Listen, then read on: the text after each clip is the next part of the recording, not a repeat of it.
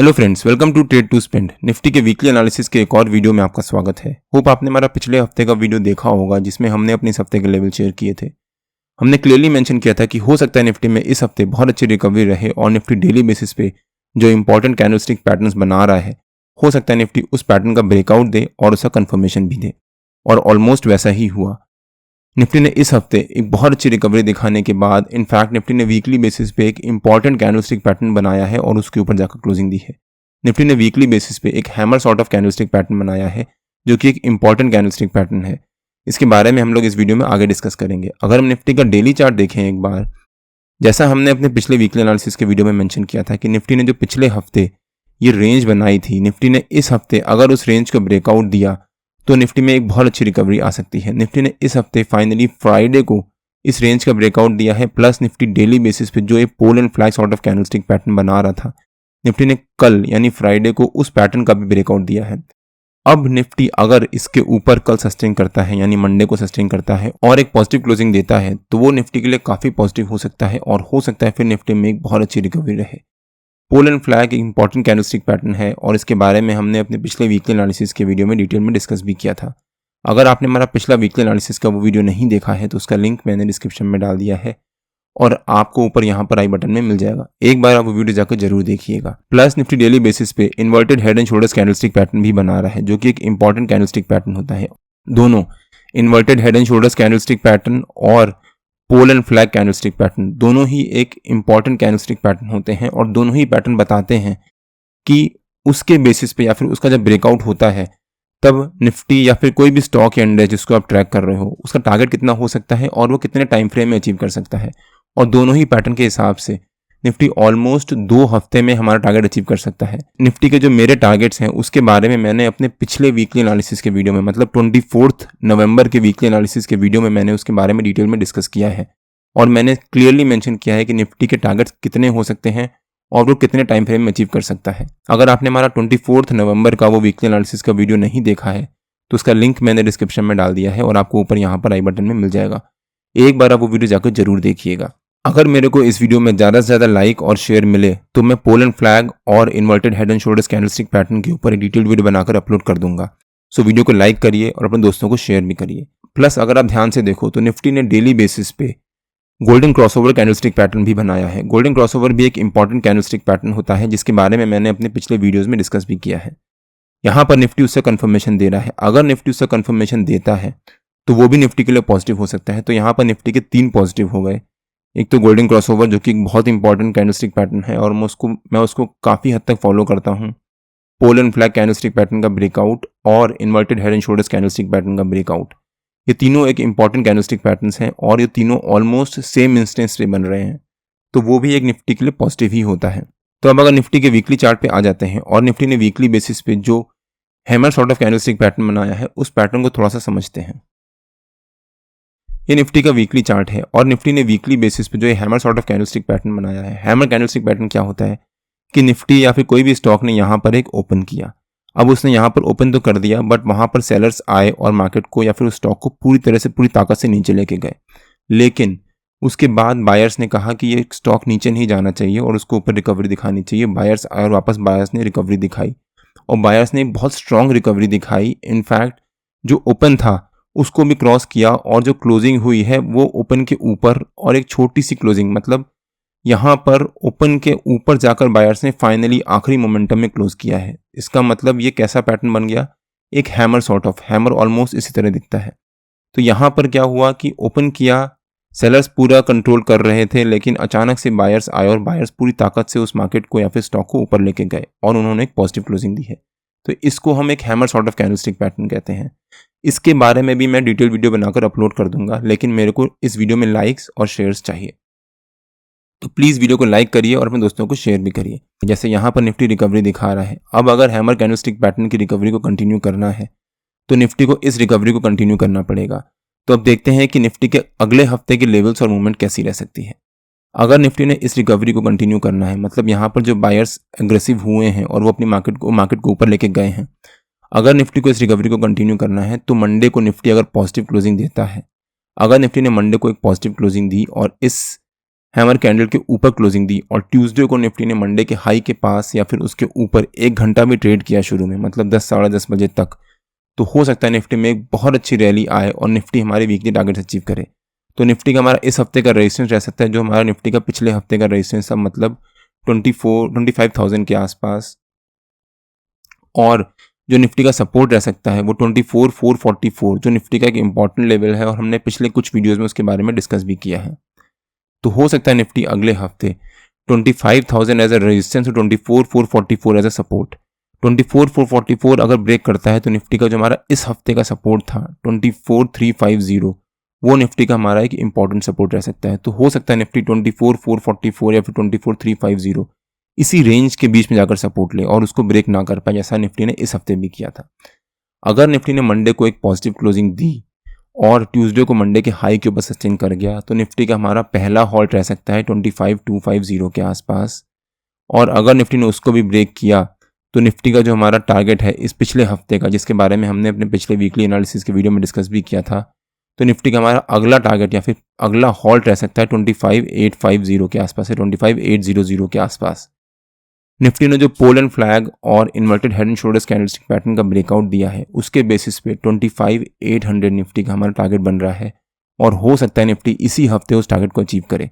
मैं ये नहीं कह रहा कि आप जाकर ब्लाइंडली बाय कर लीजिए, बट निफ्टी और बैंक निफ्टी के जो भी लेवल्स होते हैं वो रेगुलर बेसिस पे मैं अपने फ्री टेलीग्राम चैनल में पोस्ट करता रहता हूँ। अगर आपने मेरा टेलीग्राम चैनल ज्वाइन नहीं किया है तो उसका लिंक मैंने डिस्क्रिप्शन में डाल दिया है और आप मेरे को टेलीग्राम में ट्रेड टू स्पेंड नाम से मार्केट ज्वाइन कर सकते हैं। लेकिन अगर निफ्टी ने हमारे सपोर्ट को ब्रेक किया, उसके नीचे सस्टेन किया, तो 24,000 निफ्टी का हमारा पहला टारगेट रह सकता है, और अगर निफ्टी ने उसको भी ब्रेक किया तो जो निफ्टी का 50 EMA का लेवल है 23,444 या फिर 23,450 वो निफ्टी का अगला टारगेट रह सकता है। मतलब अगर निफ्टी ने फॉल दिखाया तो एक शार्प फॉल भी हो सकता है, बट मुझे उम्मीद है कि निफ्टी में इस हफ्ते एक पॉजिटिव मोमेंटम रहेगा और हो सकता है निफ्टी अपने नए ऑल टाइम हाई की तरफ बढ़े।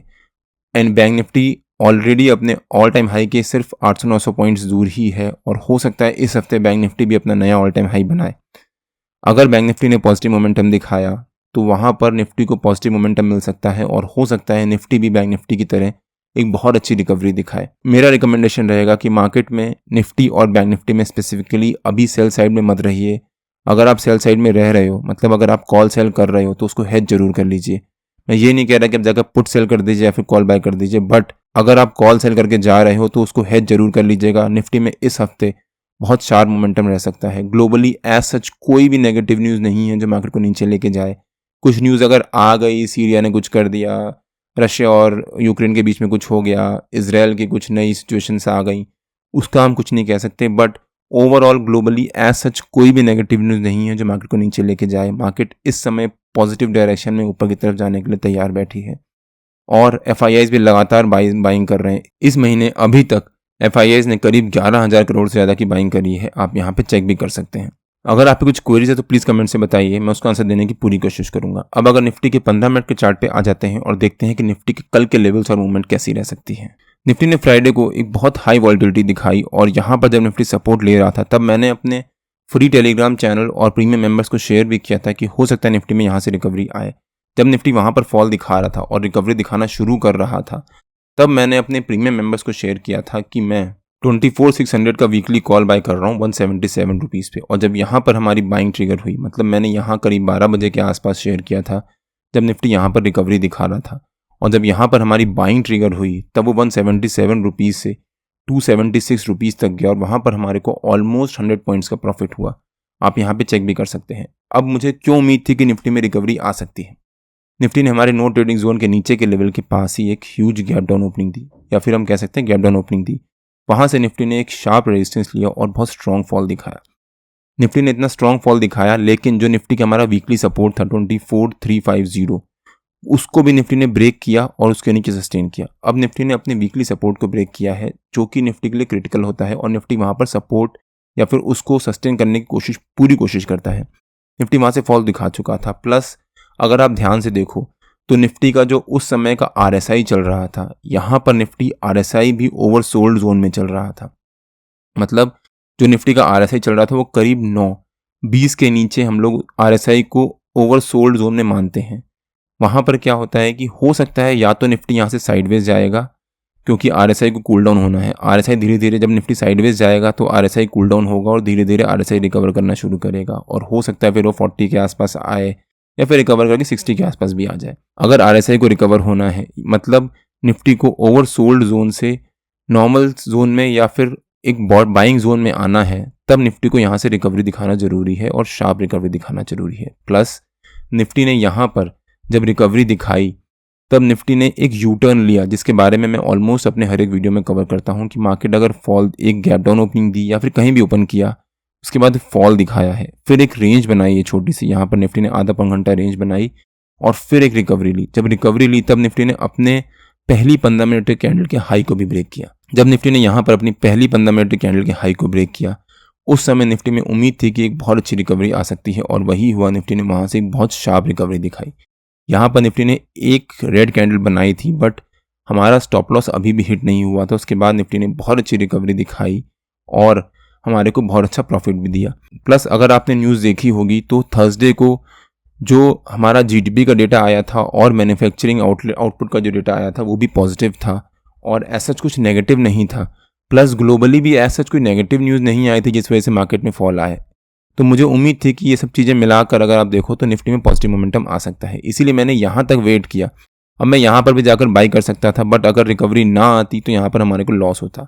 यहाँ पर जब निफ्टी ने रिकवरी दिखाई थी और अपने पहली 15 मिनट के कैंडल के हाई को ब्रेक किया था और एक बहुत स्ट्रॉन्ग कैंडल से ब्रेकआउट दिया था, जिसके बारे में मैं अपने पिछले वीडियोज़ में डिस्कस भी कर चुका हूँ कि निफ्टी ने एक स्ट्रॉन्ग कैंडल से ब्रेकआउट देना जरूरी है। जब स्ट्रॉन्ग कैंडल से ब्रेकआउट दिया था तब हमें उम्मीद थी कि निफ्टी में यहाँ से रिकवरी आ सकती है और वहाँ पर बहुत अच्छी रिकवरी भी आई। 12 बजे वाली कैंडल, जो ये कैंडल थी, जब ये क्लोज हुई, मतलब निफ्टी ने इस ब्रेकआउट कैंडल के ऊपर जाकर क्लोजिंग दी, तब वहाँ पर हमारे को कंफर्मेशन हुआ कि निफ्टी में रिकवरी आ सकती है। खूब आपको आइडिया हुआ होगा कि हमने वहाँ पर क्यों बाइंग करी थी। प्लस निफ्टी ने हमारे नो ट्रेडिंग जोन के नीचे के लेवल को ब्रेकआउट दिया, ऊपर के लेवल को ब्रेकआउट दिया और उसके बाद फिर से एक बहुत अच्छी रैली दिखाई। अब यहाँ पर जब निफ्टी ने हमारे नो ट्रेडिंग जोन के ऊपर के लेवल को ब्रेकआउट दिया था तब भी हम यहाँ पर जाकर कॉल बाय कर सकते थे, बट जो निफ्टी ने अगली कंफर्मेशन कैंडल बनाई वो एक shooting star sort of candle stick बनाई, जो कि एक ट्रेंड रिवर्सल को इंडिकेट करती है। अगर निफ्टी अगली कैंडल में इसके नीचे सस्टेन करता तब हम यहाँ पर जाकर पुट भी बाय कर सकते थे और हो सकता है फिर निफ्टी में वापस फॉल आता और निफ्टी फिर फ्लैट क्लोजिंग ही दे देता। बट निफ्टी ने बहुत अच्छी रिकवरी दिखाई और हमारा जो टारगेट था 24,800 उसके पास जाकर कहीं क्लोजिंग दी है। मुझे उम्मीद थी कि निफ्टी 24,800 के पास जाकर कहीं क्लोजिंग देगा, बट निफ्टी ने 24,800 से 8 पॉइंट दूर जाकर कहीं तक एक जंप दिखाया और वहीं उसके आसपास जाकर क्लोजिंग दी है। निफ्टी और बैंक निफ्टी के नो ट्रेडिंग जोन्स में डेली बेसिस पे अपने यूट्यूब चैनल में शेयर करता हूं। अगर आपने मेरा यूट्यूब चैनल सब्सक्राइब नहीं किया है तो प्लीज़ सब्सक्राइब कर लीजिएगा और बेल आइकन जरूर हिट कर लीजिएगा, सो दैट जब भी मैं अपना अगला वीडियो पोस्ट करूँ आपको नोटिफिकेशन आ जाए। अब देखते हैं कि निफ्टी के कल के लेवल्स और मूवमेंट कैसी रह सकती है। निफ्टी ने डेली बेसिस पे pole and flag sort of candlestick pattern का ब्रेकआउट दिया है। अब अगर निफ्टी कल इस पैटर्न के हाई को, जो ब्रेकआउट कैंडल है इसके हाई को ब्रेक करके उसके ऊपर सस्टेन करता है तो वो निफ्टी के लिए पॉजिटिव हो सकता है। तो निफ्टी अगर कल फर्स्ट हाफ में इस पैटर्न के हाई को ब्रेक करके उसके ऊपर सस्टेन करता है, मतलब शुरू के 1-1.5 घंटा अगर पॉजिटिव रहता है निफ्टी और जो हमारा कल की क्लोजिंग है उसके ऊपर सस्टेन करता है, तो वो निफ्टी के लिए पॉजिटिव हो सकता है और हो सकता है फिर निफ्टी में बहुत अच्छी रैली रहे। तो निफ्टी के मेरे ख्याल से कल का रेजिस्टेंस रह सकता है 24,800 का। अब अगर निफ्टी के 15 मिनट के चार्ट पे आ जाते हैं, निफ्टी का कल का रेजिस्टेंस रह सकता है हमारा 24,800, जो निफ्टी का हमारा एक राउंड फिगर भी है, प्लस जो हमारा इस कल का फ्राइडे का टारगेट भी था, और जो निफ्टी का सपोर्ट रह सकता है 24,700 के आसपास। तो हो सकता है निफ्टी कल 24,800 एज अ रेजिस्टेंस और 24,700 एज अ सपोर्ट इसी रेंज के बीच में ट्रेड करे। मान लीजिए निफ्टी कल इसी रेंज के बीच में एक फ्लैट ओपनिंग देता है। अगर निफ्टी ने कल इसी रेंज के बीच में एक फ्लैट ओपनिंग दी तो यहाँ पर वेट करिएगा। निफ्टी ने फ्राइडे को बहुत अच्छी रिकवरी दिखाई है, तो हो सकता है निफ्टी यहाँ पर थोड़ा सा हॉल्ट ले। अगर निफ्टी ने फ्लैट ओपनिंग दी तो हो सकता है निफ्टी आधा पौन घंटा यहाँ पर हॉल्ट ले। अगर निफ्टी ने यहाँ पर हॉल्ट लिया और उसके बाद हमारे रेजिस्टेंस को ब्रेक करके उसके ऊपर सस्टेन कर गया तो निफ्टी में अगेन एक बहुत अच्छी शार्प शॉर्ट कवरिंग आ सकती है। हो सकता है निफ्टी कल में 25,000 के लेवल्स भी टच करे। अगर निफ्टी ने एक फ्लैट ओपनिंग दी और हमारे रेजिस्टेंस को ब्रेक करके उसके ऊपर सस्टेन कर गया तो हो सकता है निफ्टी कल 25,000 के लेवल्स तक एक बहुत अच्छा शार्प जंप दिखाए। ऐसा क्यों? क्योंकि अगर निफ्टी ने हमारे रेजिस्टेंस को ब्रेक किया, जितने भी कॉल सेलर्स यहाँ पर बैठे होंगे उनको यहाँ पर लॉस होना शुरू होगा और अच्छा खासा स्ट्रॉन्ग लॉस होना शुरू होगा। जब उनको लॉस होना शुरू होगा तब वो लोग अपनी पोजीशन को स्क्वायर ऑफ करेंगे, जिस वजह से निफ्टी में एक बहुत अच्छी शार्प शॉर्ट कवरिंग आ सकती है। प्लस जितने भी पुट सेलर्स, पुट बायर्स यहाँ पर पुट बाय करके बैठे होंगे और पुट सेलर्स पुट सेल करके बैठे होंगे कि निफ्टी ने यहाँ पर रिकवरी दिखाई है, हो सकता है निफ्टी इस रिकवरी को कंटिन्यू करे। उन सबको यहाँ पर प्रॉफिट हो रहा होगा और पुट बायर्स को लॉस हो रहा होगा, किस वजह से वो लोग भी अपनी पोजीशन को स्क्वायर ऑफ करेंगे और बहुत तेजी से स्क्वायर ऑफ करेंगे। सो हो सकता है मार्केट में कल एक बहुत अच्छी शार्प शॉर्ट कवरिंग रहे। लेकिन अगर निफ्टी ने फ्लैट ओपनिंग दी तो हो सकता है निफ्टी यहाँ से एक फॉल दिखाए और हमारा सपोर्ट है उसके पास आकर रेंज बनाए, क्योंकि अगर आप ध्यान से देखो तो यहाँ पर भी निफ्टी ने 24,700 के पास एक बहुत अच्छी रेंज बनाई थी, उस वहाँ से रेजिस्टेंस लिया था। यहाँ पर भी निफ्टी ने 24,700 के पास रेजिस्टेंस लिया था और कल भी जब उसको ब्रेकआउट दिया था तब एक रेंज बनाई थी, एक सपोर्ट लिया था, फिर एक जंप दिखाया था। तो 24,700 निफ्टी का एक इंपॉर्टेंट सपोर्ट है। अगर निफ्टी कल एक फ्लैट ओपनिंग देता है, वहाँ से फॉल दिखाता है, तो हो सकता है 24,700 के पास आए, फिर एक रेंज बनाए और वापस रिवर्सल ले। अगर निफ्टी ने ऐसा यू टर्न बनाया कल फिर से, तो यू टर्न लेने के बाद निफ्टी वापस उस रिकवरी को कंटिन्यू कर सकता है और हमारे रेजिस्टेंस को भी ब्रेक कर सकता है। लेकिन अगर निफ्टी ने हमारे सपोर्ट को ब्रेक किया और उसके नीचे सस्टेन किया, तब भी यहाँ पर जंप करके पुट बाय मत कर लीजिएगा। अगर निफ्टी ने हमारे सपोर्ट को ब्रेक करके उसके नीचे एक गैप डाउन ओपनिंग दी, तो हो सकता है निफ्टी यहाँ से रिकवरी ले, बिकॉज जितने भी लोग यहाँ पर पुट सेल करके बैठे होंगे उनको यहाँ पर लॉस होना शुरू होगा, वो थोड़ी देर अपनी पोजीशन को होल्ड करेंगे।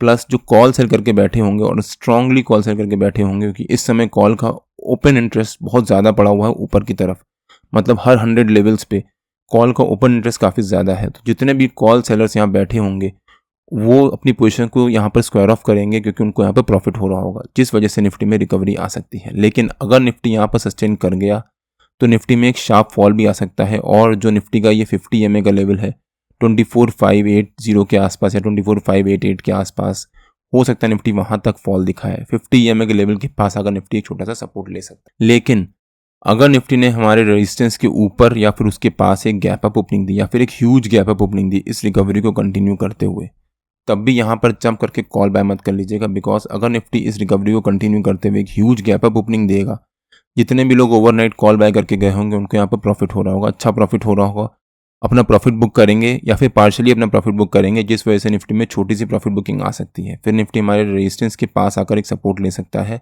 और फिर एक रिकवरी दिखा सकता है। लेकिन अगर निफ्टी ने गैप अप ओपनिंग दी और पहली 15 मिनट की कैंडल ग्रीन बनाकर वहाँ पर सस्टेन कर गया, तो अगली कैंडल निफ्टी ग्रीन बनाएगा। और अगर निफ्टी ने अगली कैंडल मतलब 15 मिनट की कैंडल निफ्टी ने अगर ग्रीन बनाई और पिछली कैंडल की हाई के ऊपर क्लोजिंग दी, तो निफ्टी में कल फर्स्ट हाफ में बहुत अच्छी शार्प शॉर्ट कवरिंग रह सकती है और हो सकता है निफ्टी कल फर्स्ट हाफ में ही 25,000 के लेवल्स तक अचीव करे और फिर वहाँ पर दिन भर साइडवेज चला जाए। निफ्टी और बैंक निफ्टी के जो भी लेवल्स होते हैं वो रेगुलर बेसिस पे मैं अपने फ्री टेलीग्राम चैनल में पोस्ट करता रहता हूँ। अगर आपने मेरा फ्री टेलीग्राम चैनल ज्वाइन नहीं किया है तो उसका लिंक मैंने डिस्क्रिप्शन में डाल दिया है और आप मेरे को टेलीग्राम में ट्रेड टू स्पेंड नाम से मार्केट ज्वाइन कर सकते हैं। अगर आपको वीडियो अच्छा लगा हो तो please like share and subscribe और बेल आइकन जरूर हिट कर लीजिएगा, सो दैट जब भी मैं अपना अगला वीडियो पोस्ट करूँ आपको नोटिफिकेशन आ जाए। कल मार्केट में मिलते हैं। टिल देन जय श्री राम एंड जय हिंद।